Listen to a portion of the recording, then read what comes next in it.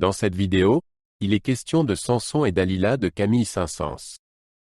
Je t'explique l'essentiel sur l'œuvre et sur le compositeur. L'opéra « Samson et Dalila » de Camille Saint-Saëns a été créé en 1877. Saint-Saëns a commencé à le composer en 1867, mais il a fallu 10 ans pour achever l'opéra. L'œuvre est basée sur l'histoire biblique de Samson et Dalila. Saint-Saëns avait initialement prévu d'écrire un oratorio, mais a finalement opté pour un opéra. La première représentation eut lieu à Weimar, l'œuvre ayant rencontré une certaine résistance en France. L'opéra raconte l'histoire de Samson, un héros israélite fort, et de Dalila, une femme rusée des Philistins. Dalila veut amener Samson à révéler le secret de sa force. Elle le séduit et apprend que sa force réside dans ses longs cheveux. Lorsque Samson s'endort, elle lui coupe les cheveux et le livre aux Philistins. À la fin, Samson détruit le temple des Philistins et se sacrifie pour sauver son peuple. Le premier acte commence dans un village d'Israël, où les Israélites sont opprimés par les Philistins. Samson encourage son peuple à se soulever contre les Philistins. Dalila apparaît et tente de séduire Samson. Les princes philistins veulent que Dalila affaiblisse Samson. L'acte se termine par un duo séduisant entre Samson et Dalila. Le deuxième acte se déroule dans la maison de Dalila. Ici, Dalila tente de soutirer à Samson le secret de sa force. Elle chante le célèbre aria « Mon cœur s'ouvre à ta voix ». Finalement, Samson révèle que sa force réside dans ses cheveux. Dalila lui coupe les cheveux et les Philistins le capturent.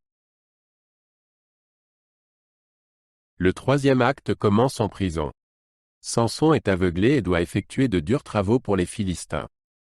Les Philistins organisent une fête dans le temple de leur dieu Dagon. Ils font entrer Samson dans le temple pour se moquer de lui. Samson prie Dieu et lui demande de lui rendre sa force. Il démolit les colonnes du temple et provoque l'effondrement du temple, ce qui le tue ainsi que les Philistins.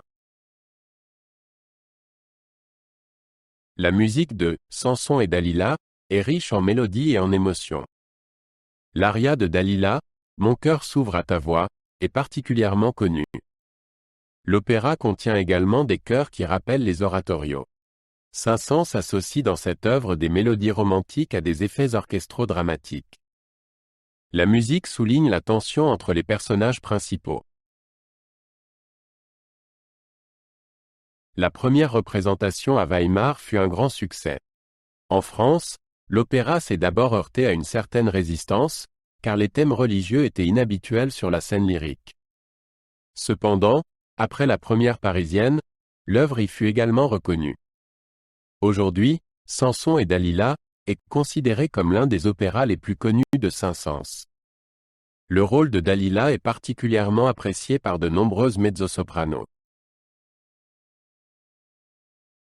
Camille Saint-Saëns était connu pour son style clair et élégant. Dans « Samson et Dalila », il mélange des formes classiques avec des mélodies romantiques. Son œuvre a influencé de nombreux compositeurs de son époque.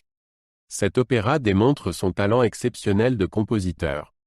Saint-Saëns reste l'un des principaux représentants du romantisme français. Samson et Dalila est l'un des opéras les plus importants de Camille Saint-Saëns. Il est joué dans le monde entier et enthousiasme le public par son intrigue passionnante et sa belle musique. L'opéra montre l'étendue du talent de compositeur de Saint-Saëns. Il reste une œuvre importante dans la littérature lyrique française. Le rôle de Dalila, en particulier, est très apprécié des chanteuses.